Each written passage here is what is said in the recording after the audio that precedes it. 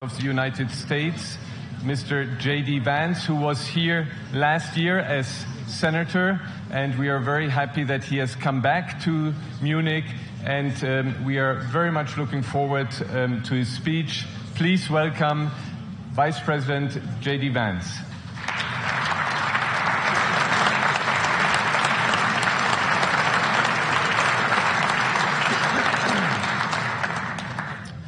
Well, thank you, and thanks to all the gathered delegates and luminaries and media professionals, and thanks especially to the host of the Munich Security Conference for being able to put on such an incredible event. We're, of course, thrilled to be here. We're happy to be here. And, you know, one of the things that I wanted to talk about today is, of course, our shared values. And, you know, it's great to be back in Germany. As you heard earlier, I was here last year as United States Senator. I saw Foreign Secretary David Lammy and joked that both of us last year had different jobs than we have now. But now it's time for all of our countries, for all of us who have been fortunate enough to be given political power by our respective peoples, to use it wisely to improve their lives. And I want to say that, you know, I was fortunate in my time here to spend some time outside the walls of this conference over the last 24 hours. And I've been so impressed by the hospitality of the people, even as, of course, as they're reeling from yesterday's horrendous attack. And the first time I was ever in Munich was with my wife, actually, who's here with me today, on a personal trip. And I've always loved the city of Munich, and I've always loved its people. And I just want to say that we're very moved, and our thoughts and prayers are with Munich and everybody affected by the evil inflicted on this beautiful community. We're thinking about you, we're praying for you, and we will certainly be rooting for you in the days and weeks to come. Now,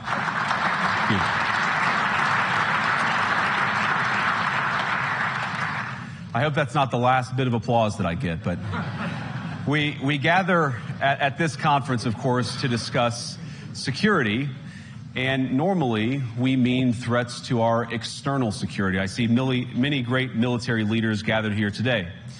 But while the Trump administration is very concerned with European security and believes that we can come to a reasonable settlement between Russia and Ukraine, and we also believe that it's important in the coming years for Europe to step up in a big way to provide for its own defense, the threat that I worry the most about vis-a-vis Europe is not Russia, it's not China, it's not any other external actor. And what I worry about is the threat from within, the retreat of Europe from some of its most fundamental values, values shared with the United States of America. Now, I was struck that a former European commissioner went on television recently and sounded delighted that the Romanian government had just annulled an entire election. He warned that if things don't go to plan, the very same thing could happen in Germany, too. Now, these cavalier statements are shocking to American ears. For years, we've been told that everything we fund and support is in the name of our shared democratic values. Everything from our Ukraine policy to digital censorship is billed as a defense of democracy.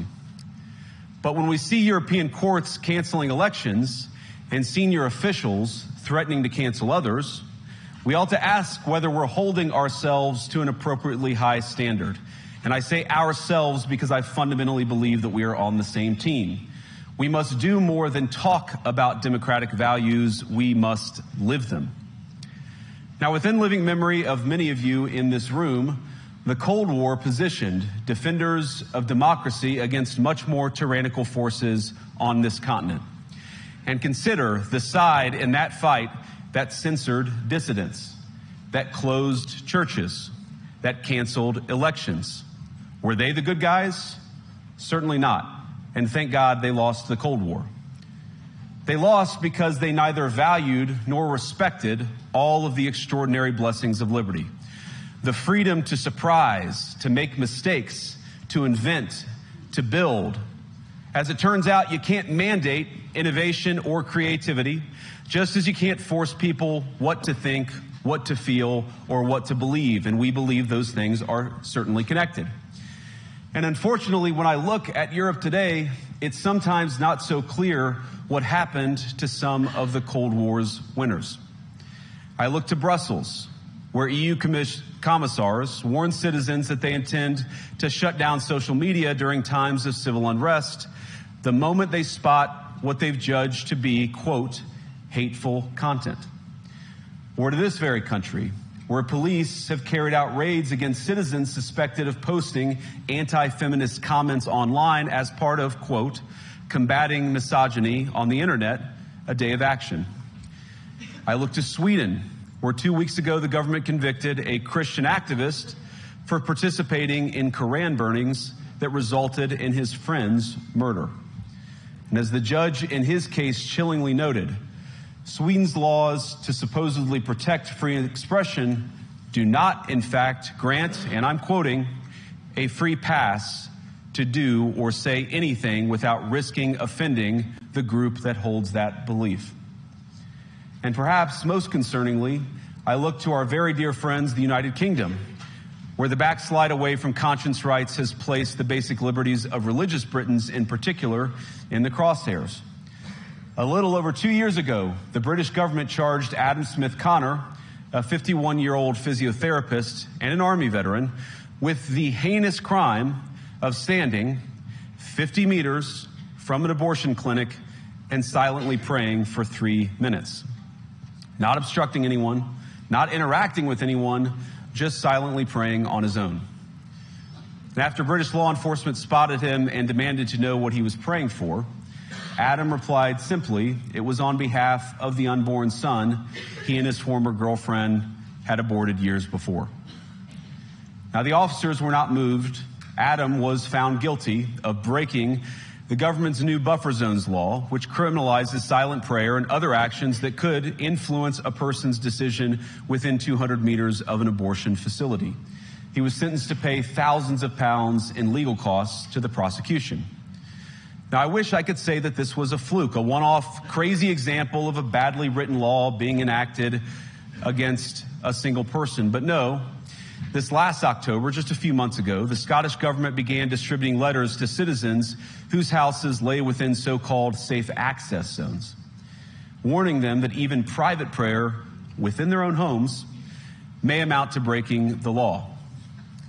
Naturally, the government urged readers to report any fellow citizens suspected guilty of thought crime. In Britain and across Europe, free speech, I fear, is in retreat. And in the interest of comedy, my friends, but also in the interest of truth, I will admit that sometimes the loudest voices for censorship have come not from within Europe, but from within my own country, where the prior administration threatened and bullied social media companies to censor so-called misinformation. Misinformation like, for example, the idea that coronavirus had likely leaked from a laboratory in China. Our own government encouraged private companies to silence people who dared to utter what turned out to be an obvious truth. So I come here today not just with an observation, but with an offer. And just as the Biden administration seemed desperate to silence people for speaking their minds, so the Trump administration will do precisely the opposite, and I hope that we can work together on that. In Washington, there is a new sheriff in town, and under Donald Trump's leadership, we may disagree with your views, but we will fight to defend your right to offer it in the public square, agree or disagree.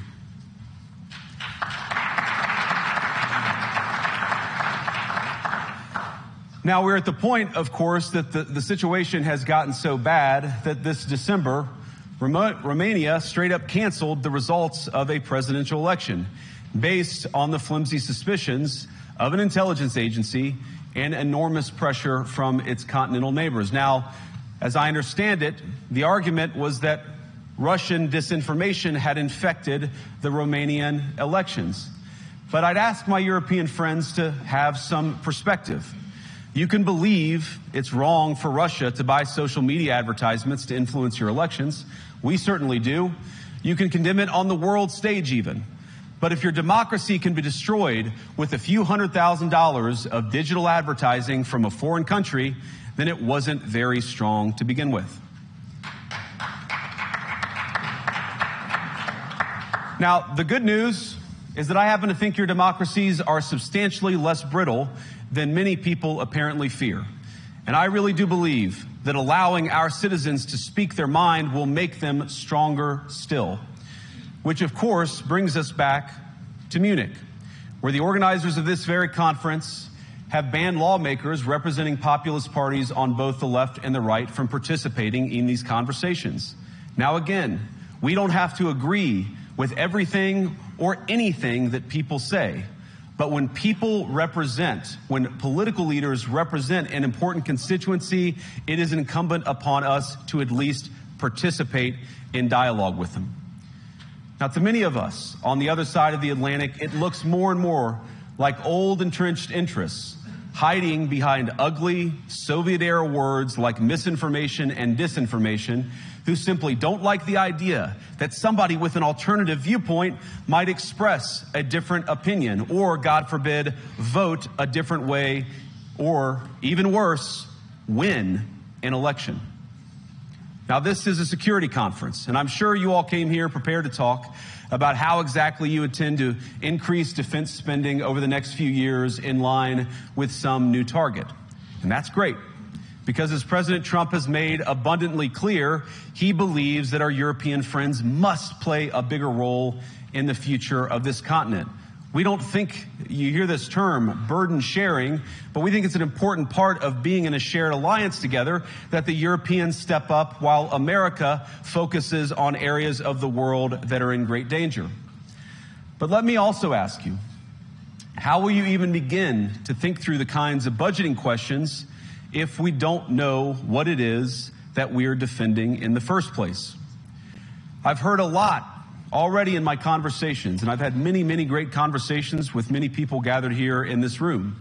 I've heard a lot about what you need to defend yourselves from, and of course that's important. But what has seemed a little bit less clear to me, and certainly I think to many of the citizens of Europe, is what exactly it is that you're defending yourselves for. What is the positive vision that animates this shared security compact that we all believe is so important? And I believe deeply that there is no security if you are afraid of the voices, the opinions, and the conscience that guide your very own people. Europe faces many challenges, but the crisis this continent faces right now, the crisis I believe we all face together, is one of our own making. If you're running in fear of your own voters, there is nothing America can do for you. Nor, for that matter, is there anything that you can do for the American people who elected me and elected President Trump. You need democratic mandates to accomplish anything of value in the coming years. Have we learned nothing that thin mandates produce unstable results? But there is so much of value that can be accomplished with the kind of democratic mandate that I think will come from being more responsive to the voices of your citizens. If you're going to enjoy competitive economies, if you're going to enjoy affordable energy and secure supply chains, then you need mandates to govern, because you have to make difficult choices to enjoy all of these things. And of course, we know that very well in America. You cannot win a democratic mandate by censoring your opponents or putting them in jail, whether that's the leader of the opposition, a humble Christian praying in her own home, or a journalist trying to report the news. Nor can you win one by disregarding your basic electorate on questions like who gets to be a part of our shared society. And of all the pressing challenges that the nations represented here face, I believe there is nothing more urgent than mass migration. Today, almost 1 in 5 people living in this country moved here from abroad. That is, of course, an all-time high. It's a similar number, by the way, in the United States, also an all-time high. The number of immigrants who entered the EU from non-EU countries doubled between 2021 and 2022 alone, and of course it's gotten much higher since. And we know this situation, it didn't materialize in a vacuum. It's the result of a series of conscious decisions made by politicians all over the continent and others across the world over the span of a decade. We saw the horrors wrought by these decisions yesterday in this very city. And of course, I can't bring it up again without thinking about the terrible victims who had a beautiful winter day in Munich ruined. Our thoughts and prayers are with them and will remain with them. But why did this happen in the first place? It's a terrible story, but it's one we've heard way too many times in Europe and unfortunately too many times in the United States as well. An asylum seeker, often a young man in his mid-20s, already known to police, rams a car into a crowd and shatters a community. How many times must we suffer these appalling setbacks before we change course and take our shared civilization in a new direction? No voter on this continent went to the ballot box to open the floodgates to millions of unvetted immigrants. But you know what they did vote for? In England, they voted for Brexit, and agree or disagree, they voted for it. And more all over Europe, they're voting for political leaders who promise to put an end to out-of-control migration. Now, I happen to agree with a lot of these concerns, but you don't have to agree with me. I just think that people care about their homes, they care about their dreams, they care about their safety and their capacity to provide for themselves and their children. And they're smart. I think this is one of the most important things I've learned in my brief time in politics. Contrary to what you might hear a couple mountains over in Davos, the citizens of all of our nations don't generally think of themselves as educated animals or as interchangeable cogs of a global economy. And it's hardly surprising that they don't want to be shuffled about or relentlessly ignored by their leaders. And it is the business of democracy to adjudicate these big questions at the ballot box. I believe that dismissing people, dismissing their concerns, or worse yet, shutting down media, shutting down elections, or shutting people out of the political process protects nothing. In fact, it is the most surefire way to destroy democracy. And speaking up and expressing opinions isn't election interference.